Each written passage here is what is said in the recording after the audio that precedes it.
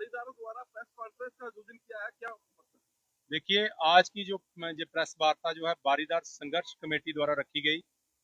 मैं आप सभी मीडिया के बंदियों को ये जानकारी देना चाहता हूं कि माननीय जितेंद्र सिंह जी के दिशा निर्देश के अनुसार डिस्ट्रिक्ट एडमिनिस्ट्रेशन को बारीदारों से बात करने के लिए कहा गया, लेकिन उस बारीदारों से जो बात करने के लिए जो कमेटी बनाई गई थी वो जो हमारे सामने आई, तो बारीदार संघर्ष कमेटी को उसका ऐतराज है, आपत्ति है कि वो लिस्ट जो है बनी है वो ठीक नहीं है।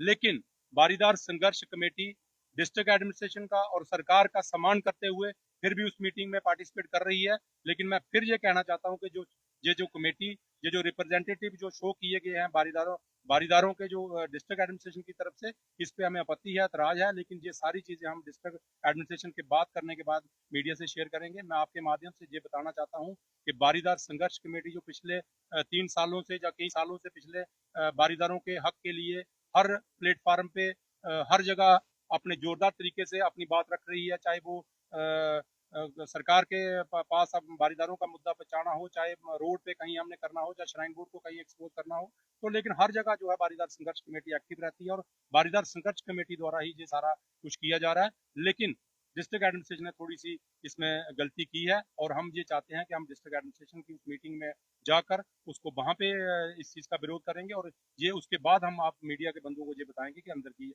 आगे की रणनीति क्या रहती है। अक्सर देखा गया है कि बारीदारों का जो मुद्दा है वो इलेक्शन से कुछ समय पहले ही सत्ता को दिखता है, ऐसा क्यों?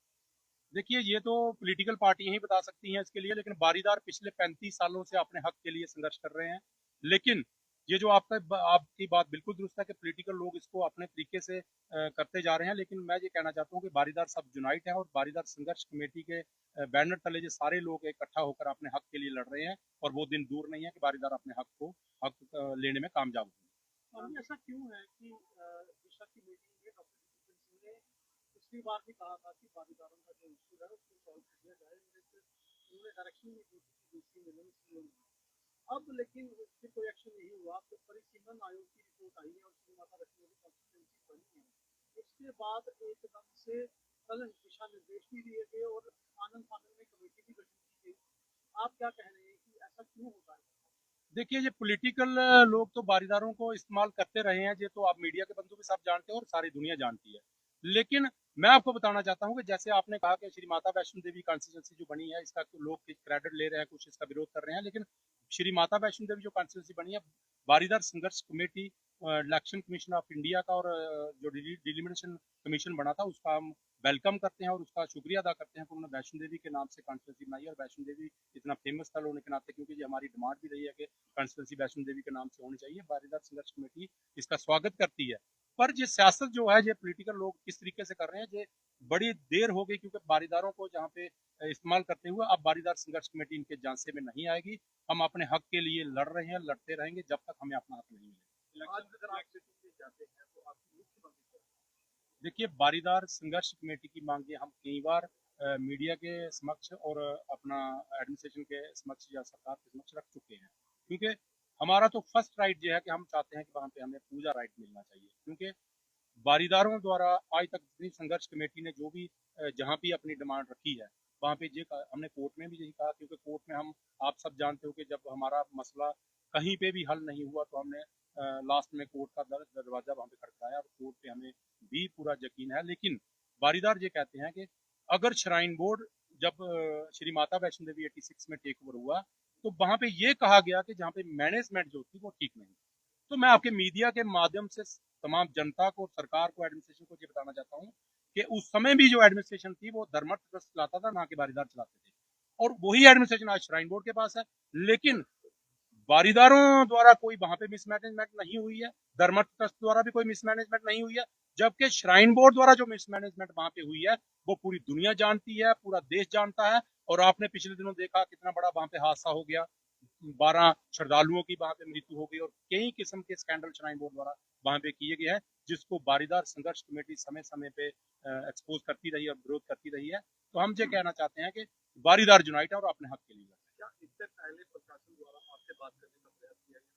देखिए, कई बार ये प्रयास हो चुके हैं, हम कहते हैं हम कभी पीछे नहीं हटेंगे, क्योंकि ये ना कहें कि बारीदार कहीं इसमें बात तरीके से नहीं कर रहे हैं। मैं ये बताना चाहता हूँ कि ऐसी ही मीटिंग पहले इंदु कमल चिप जो यहाँ पे डिप्टी कमिश्नर रियासी रह चुकी हैं, उनसे भी 2 बार हमारी कॉन्फ्रेंस हॉल में इसी मुद्दे को लेकर बात हुई थी, और उन्होंने भी यही कहा था कि हम सीओ श्राइन बोर्ड से बात करेंगे, लेकिन आज तक वो नहीं हो सकी। और 1.5 साल के बाद दोबारा ये फिर वही दोबारा प्रोसेस शुरू किया गया। तो ये बातें तो चलो जब मीटिंग होती है उसके बाद हम मीडिया के सभी लोगों को बताएंगे।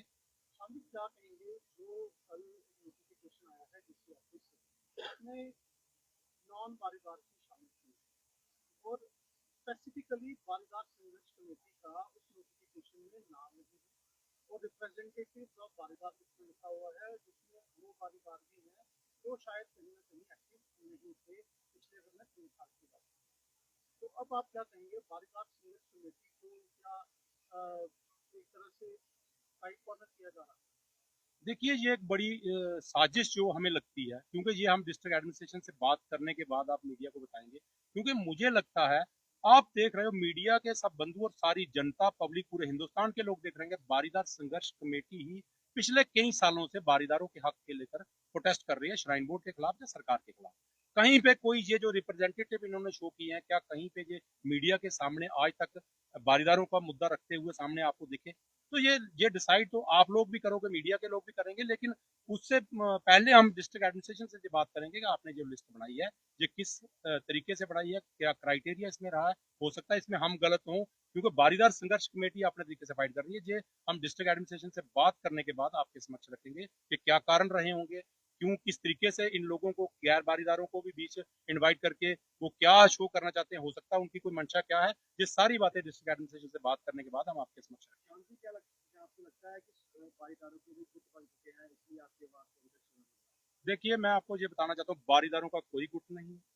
ये बिल्कुल गलत फहमी है, कुछ पॉलिटिकल लोगों द्वारा जो इसका माइलेज लेना चाहते हैं उन द्वारा फैलाई जा रही है। बारीदार संघर्ष कमेटी के तले सारे बारीदार काम कर रहे हैं, सारे इकट्ठे हैं, और बाकी भी अगर कोई बारीदार है जो किसी तरीके से, लेकिन बारीदारों का कोई विरोध नहीं कर रहा। हम अपने हक के लिए डिमांड के लिए लड़ रहे हैं।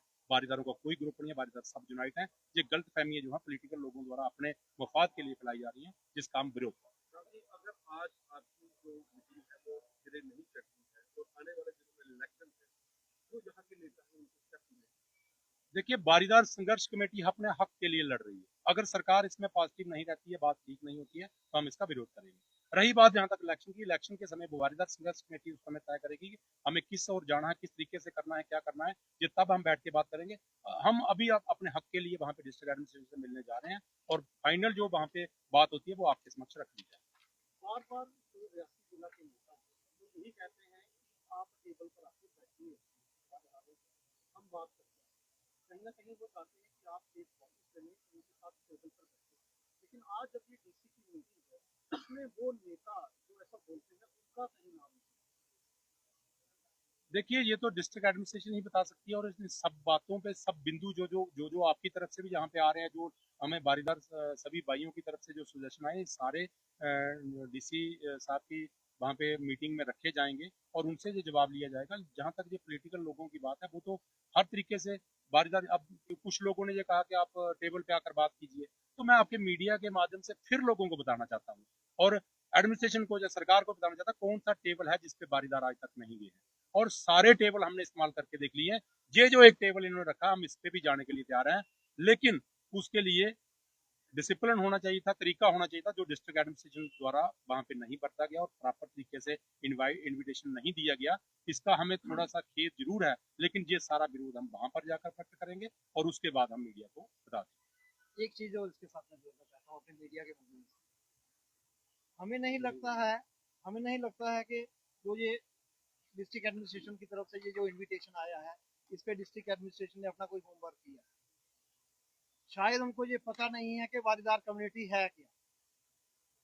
हम कितनी बार 50 बार अपनी मीटिंगों में बोल रहे हैं कि इसको 4 कम्युनिटी वारीदारों की है, जिसमें ब्राह्मण समोत्रा, द्रोड़ा राजपूत, मनोत्रा राजपूत और हमारे खस राजपूत भाई जो वैष्णो देवी के पहाड़ों के पीछे रहते हैं। इस पूरी लिस्ट में सिर्फ सनमोत्रा और द्रोड़ा कम्युनिटी को बुलाया गया है, खस और अपने मनोत्रा बरादरी को बिल्कुल इनवाइट नहीं किया गया।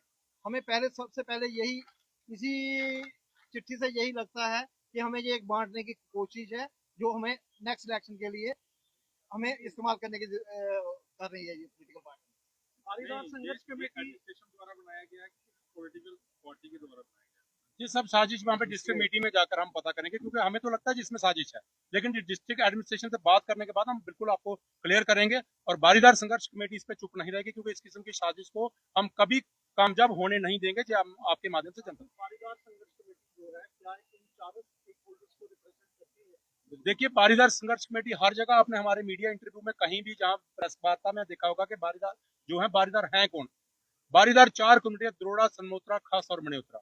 और जैसे हमारे वाइस प्रेसिडेंट साहब ने कहा कि वहां पे 2 कम्युनिटी को न्योता दिया गया, 2 को नहीं दिया गया, और उनके रिप्रेजेंटेटिव को भी नहीं बुलाया गया वहां पे, उनके पीआरआई मेंबर को भी। आप खुद कह रहे हैं कि बारीदार संघर्ष कमेटी में 4 स्टेक होल्डर्स हैं, आप उनके प्रेसिडेंट, जब आप उनको रिप्रेजेंट कर ही रहे हैं तो इसका मतलब वो चारों उसी में आ गए, क्योंकि आप उनसे देखते हैं बारीदार संघर्ष कमेटी। देखिए, मैं आपको बताना चाहता हूँ कि हमारी बारीदार संघर्ष कमेटी जो बनी थी, उसमें हर कम्युनिटी से एक वाइस प्रेसिडेंट बनाए गए, इसीलिए कि वो बात रख सके।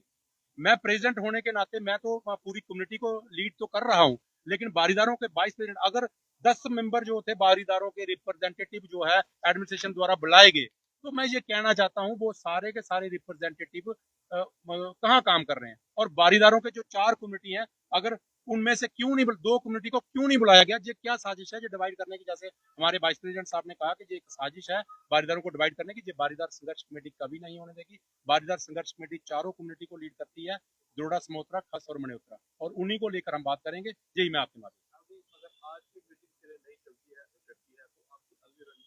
देखिए, बारीदार संघर्ष कमेटी अपने हक के लिए लड़ रही है, एडमिनिस्ट्रेशन उसमें क्या रवैया अपनाती है वो वहां पे तय होगा, उसके बाद हम अपनी अगली रणनीति तय करेंगे, और हम अपने हक के लिए हर कोशिश करते रहेंगे और लड़ते रहेंगे। ऐसा नहीं लगता आपको कि नई कॉन्स्टिट्यूएंसी बनने के बाद सरकार को कहीं ना कहीं डर है कि बारीदारों का वोट ज्यादा है, तो उस डर के बिहाफ पर ये मीटिंग बुलाई जा रही है? देखिए, हो सकता है इसमें ऐसा भी हो, लेकिन मैं ये कहना चाहता हूँ, डर अगर उनको है तो ये डर और बढ़ेगा, कम नहीं होगा जब तक इनकी नीयत साफ नहीं होगी। ये डर कम होने वाला नहीं। आप कह रहे हैं कि बारीदारों में कुछ नहीं है, एक तरफ आपकी प्रेस कॉन्फ्रेंस चल रही है, इसकी दूसरी तरफ एक और प्रेस कॉन्फ्रेंस चल रही है जहाँ पे शेयर भी लीक कर रहे हैं, फिर ये आप कह रहे हैं कि कुछ नहीं है, फिर ये दोनों कमेटी कैसे? देखिए, ये जो प्रेस कॉन्फ्रेंस का मुझे कोई नॉलेज नहीं है, ये आप लोग जानते हो, वो मैं बारीदारों का कोई ग्रुप नहीं है, आप सब जानते हो बारीदारों को कौन लीड कर रहा है। आज आप दोनों ग्रुप इकट्ठे बैठ के प्रेस कॉन्फ्रेंस की। देखो, कौन से ग्रुप? बारीदार संघर्ष कमेटी ने कोर्ट में वो किया है, बारीदार संघर्ष कमेटी डॉक्टर जितेंद्र सिंह के पास मिलने गई है। संघर्ष समिति क्या? बारीदार संघर्ष कमेटी है,